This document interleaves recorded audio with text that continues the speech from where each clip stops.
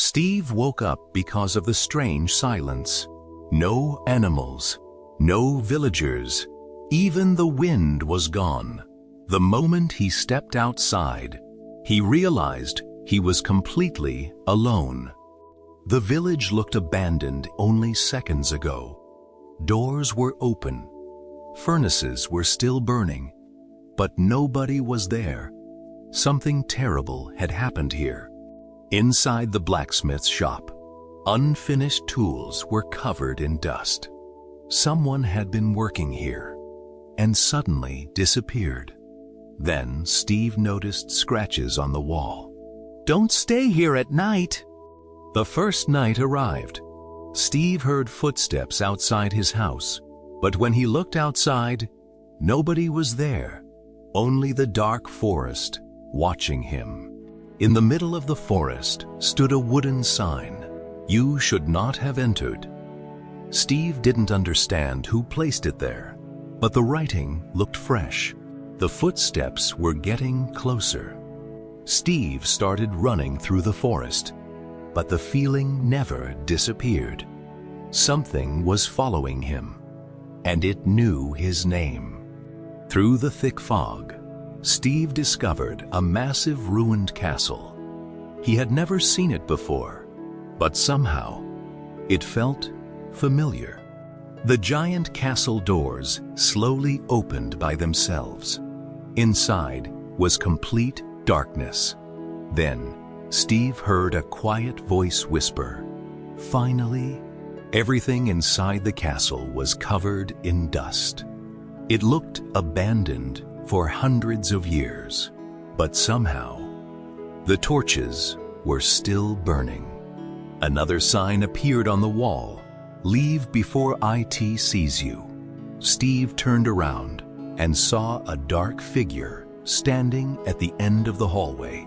Deep beneath the castle, Steve discovered an ancient portal. It looked older than any portal he had ever seen, and somehow it was still active. The moment Steve activated the portal, the entire castle began shaking. Purple light filled the room. Then a voice came from inside the portal. "You came back." Beyond the portal was another world. The sky was red.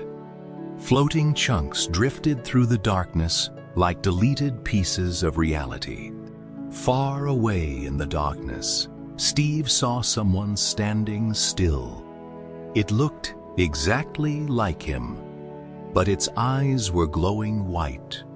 The white-eyed Steve didn't move. He just stared silently. Then he slowly said, "You were never supposed to find me." The two Steves stood face to face, one alive. The other looked like something forgotten long ago, and the white-eyed Steve knew everything about him. The world started collapsing around them.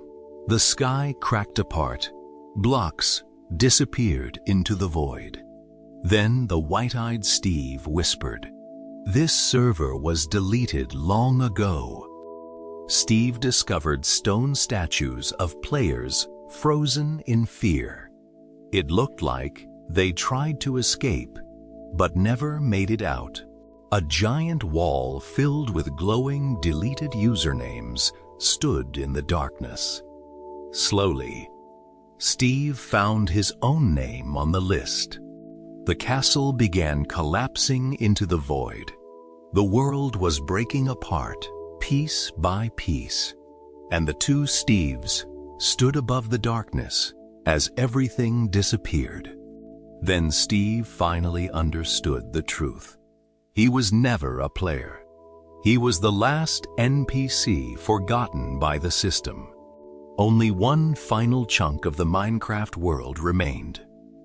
Everything else had already been consumed by darkness. Steve was truly alone now.